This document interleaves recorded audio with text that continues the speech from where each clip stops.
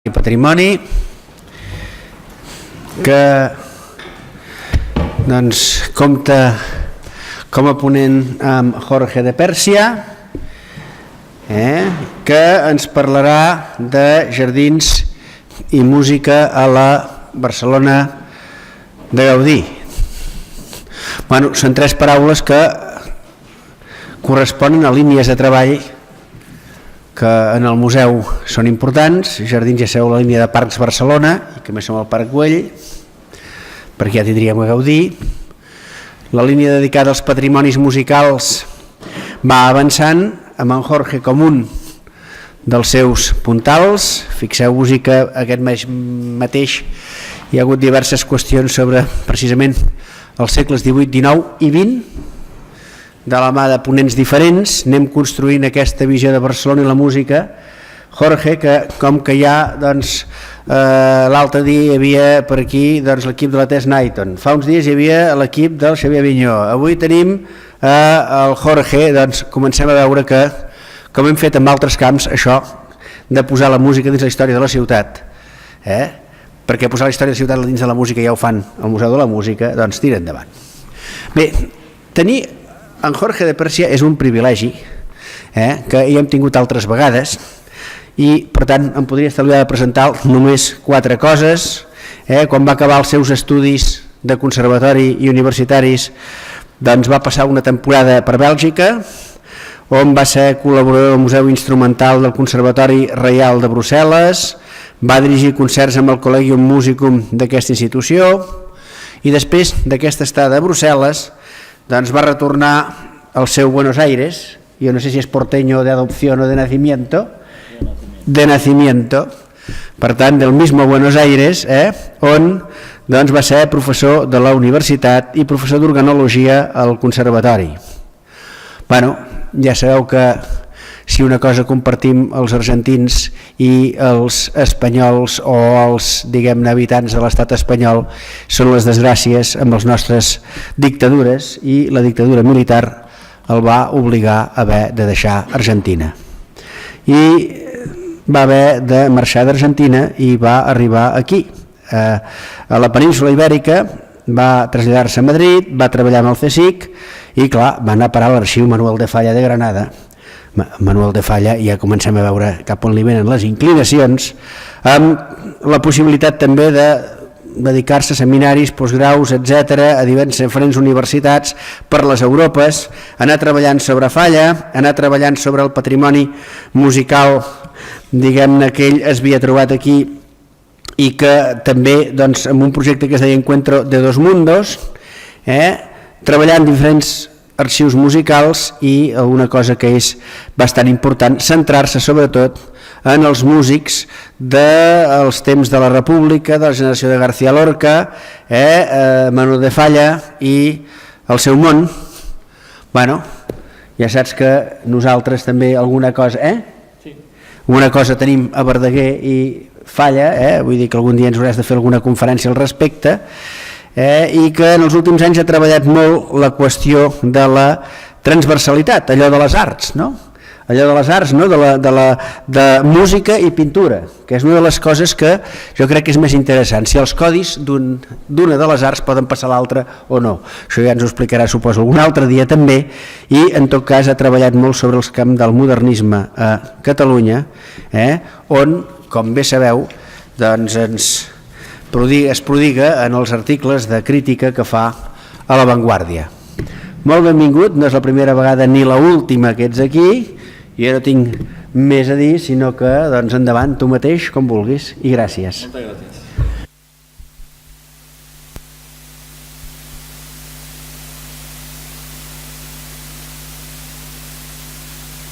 Ja està. Acosta-te'l bé.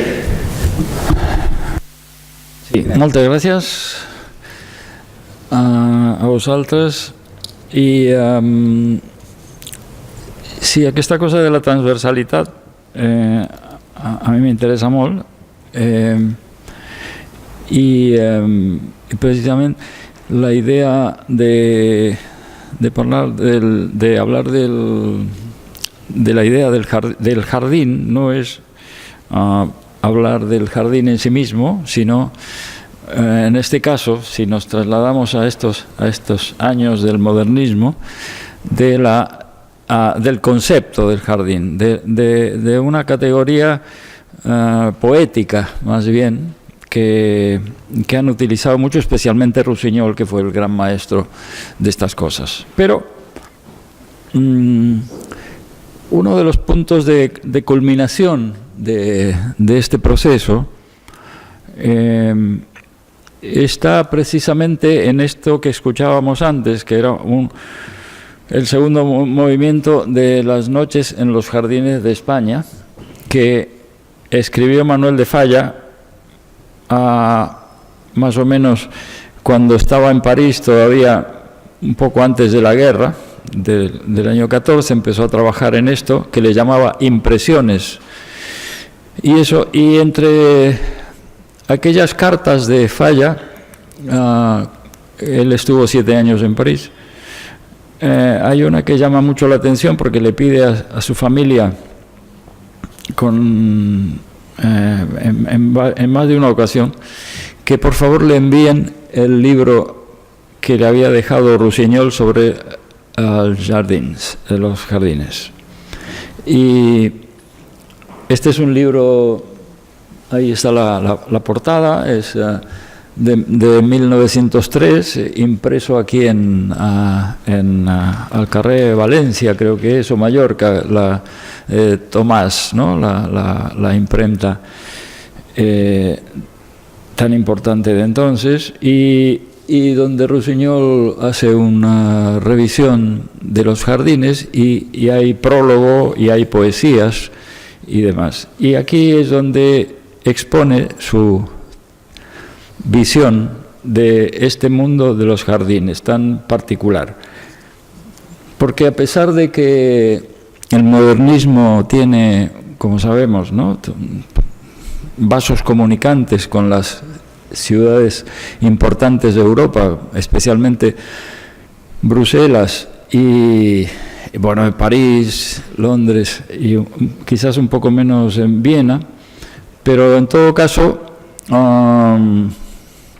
sí hay un diálogo importante y la pintura de jardín ya era muy visible en los pintores impresionistas de París, ¿no? Pero hace poco hubo una exposición muy interesante que le hicieron en Londres, en la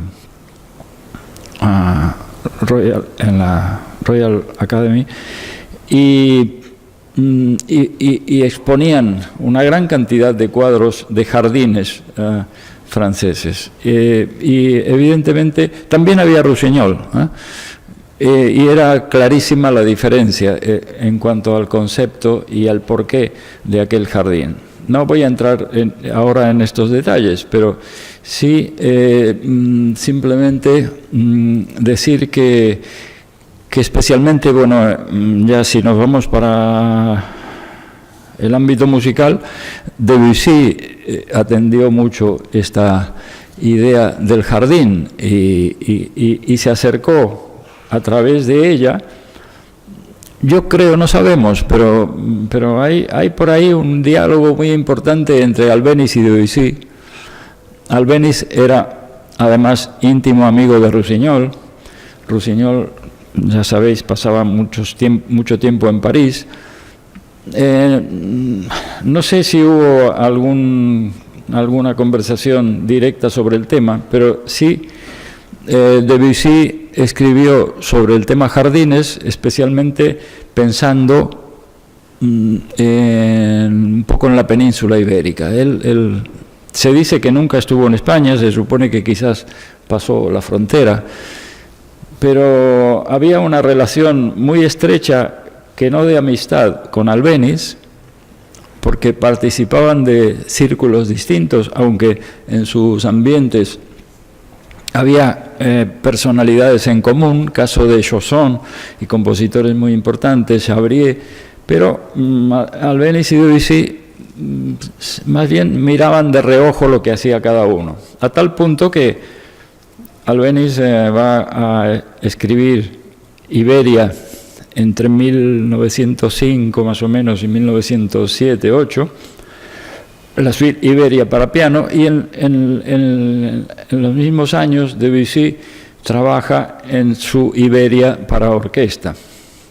Pero esto puede parecer una coincidencia, pero si vamos a la escritura musical, sobre todo en el ámbito del piano, porque Albéniz no se prodigó demasiado en la orquesta, vemos que sí, que hay muchas más coincidencias en cuanto a la estructuración del lenguaje, la forma de pensamiento, y una fundamental, que a mi modo de ver, que creo que es la idea de evocación. Entonces, ya tenemos esta categoría de jardín, y creo que hay que ponerle a un lado su equivalente en la música, que es la idea de evocar, no de describir. Debussy las tres piezas de estampas evoca y desarrolla este tema del jardín, como también lo hizo en La Puerta del Vino, que es otra...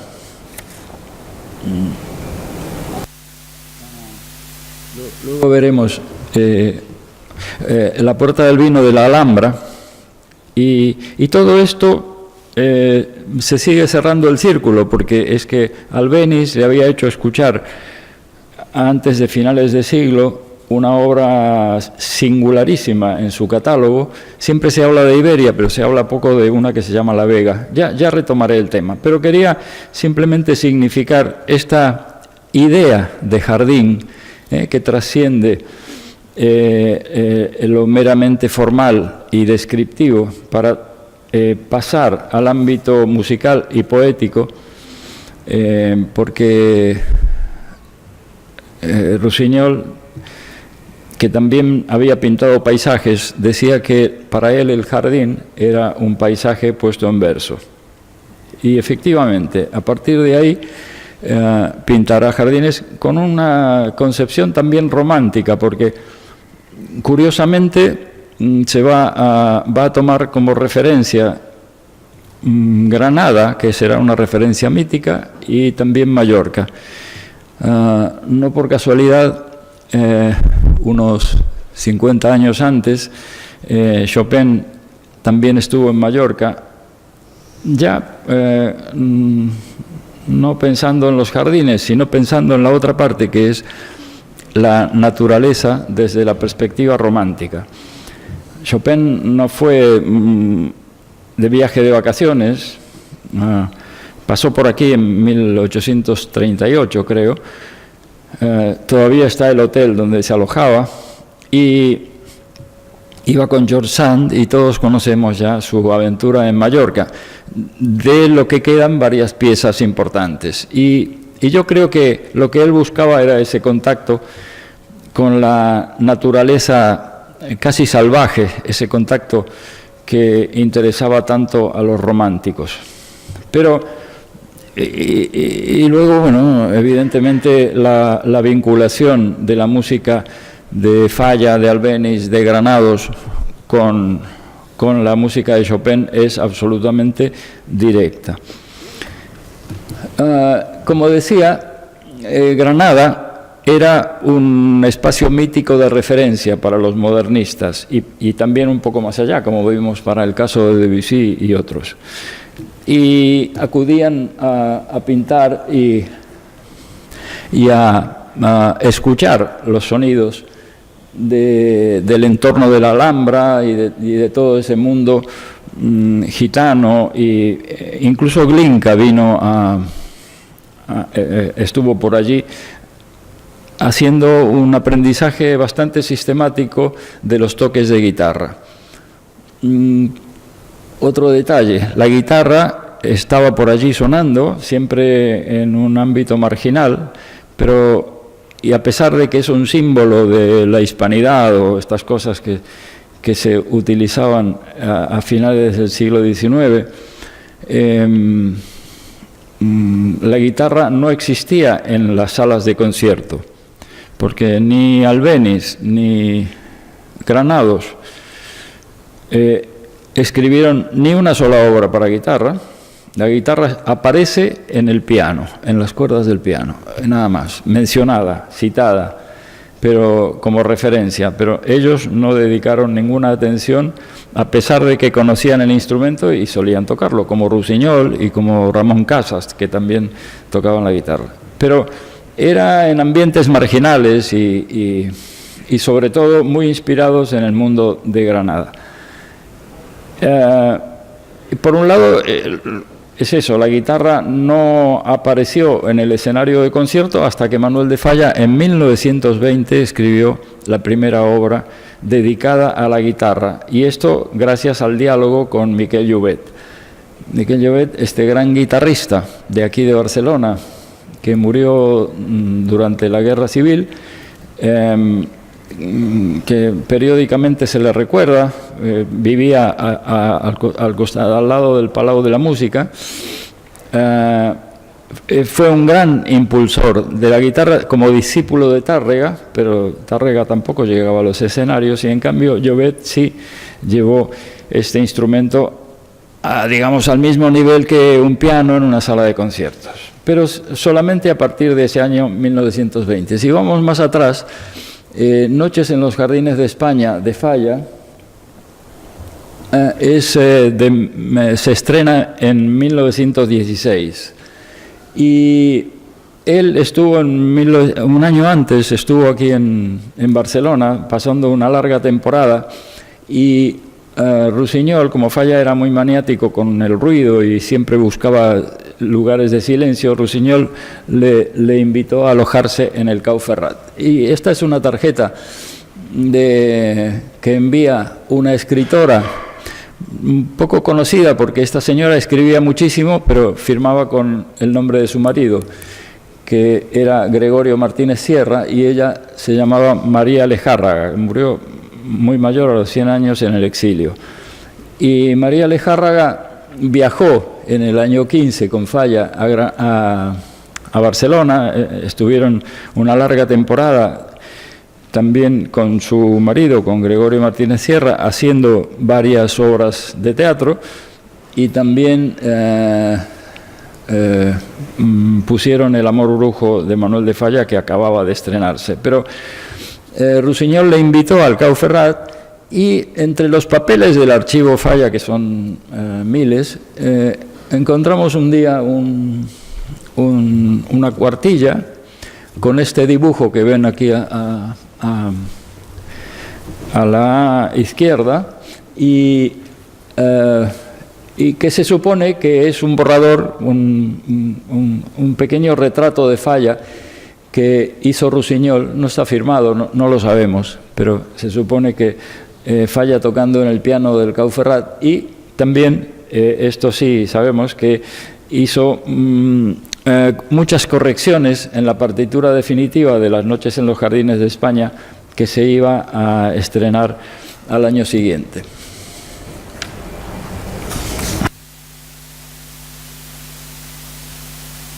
He hablado ya de la importancia de Granada como espacio mítico de referencia, que claro, tiene mucho que ver con la idea del jardín, porque además en el jardín vamos a encontrar distintas coordenadas. Todo esto lo dice con toda claridad Rusiñol en el prólogo a Jardins de España. Y el jardín rememora de alguna manera un tipo de jardín, la ruina, el pasado, es la ruina romántica, el abandono, la transitoriedad. Él dice más, dice: mirad ahora las flores, porque ya por la noche han de desaparecer. Toda esta visión de la que también va a beber Granados posteriormente, algo fatalista en determinados momentos, es la que va a marcar el interés de estas gentes por el jardín como forma de representación, ¿no? Bueno, lo que comenté antes de estas 4 importantes ciudades que comparten el modernismo en el mundo, pero resulta que Rusiñol también en estos viajes, al igual que Albéniz, pero sobre todo Rusiñol y Ramón Casas, cuando hacen este viaje a París y que envían desde allí las cartas de Mi Molino, del Moulin de la Galette, que se publican en La Vanguardia en 1890. Siempre que pienso en eso y veo cómo está la prensa hoy, me da cierta preocupación, pero resulta que Rusiñol escribía las cartas y Casas hacía los dibujos. Y uno de los personajes que aparece allí es Erik Satie. Fueron prácticamente los primeros que miraron la figura de este bohemio, que lo representan como tal, y hay muchísimos dibujos de ambos, sobre todo de Casas, representando a Satie. Al lado, allí lo vemos en el fondo, está el famoso Moulin de la Galette, y en otros cuadros de la misma manera. Curiosamente, el año pasado fue el 150 aniversario de Casas, ¿no? Sí, 16. Pues el mismo año pasado, 16, era 150 años también del nacimiento de Erik Satie. Por circunstancias que pasan, se nos fue de las manos, pero creo que habría que hacer alguna referencia a esta especie de trío que se reunían allí en el Moulin de la Galette y en Montmartre y demás, y que atendieron tanto la figura de este gran compositor. Aquí está esta famosa representación, este cuadro de Ramón Casas, donde pinta a estos dos amigos y colegas, a Rusiñol y él mismo, en su trabajo, digamos, de paisajistas. ¿Por qué subrayo la idea del paisaje? Porque a mí me gusta ponerlos enfrentados, o por lo menos comparar esta idea del paisaje, también como categoría estética, frente a la idea del jardín, y que hablaré en un momento. Pero bueno, estos vasos comunicantes, como decía, se complementan con cosas también muy importantes para el teatro modernista en Barcelona, que llevaba adelante también Rusiñol. Y aquí vemos un cartel que él hace para la representación de interior de Maeterlinck. Y tenía especial afición por este autor, y también no dejó de estar presente en el estreno del Péléas y Mélisande que hizo Debussy,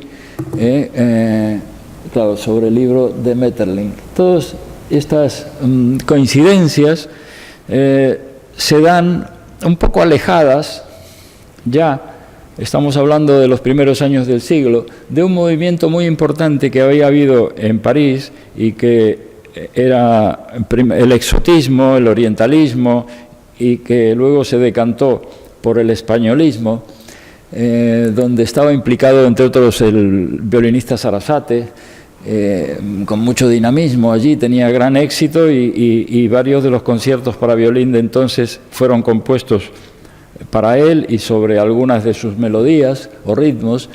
Y como vemos, distintos pintores franceses representaban este españolismo, pero claro, incluso el mismo Casas se representa allí como un cantador flamenco, ¿no?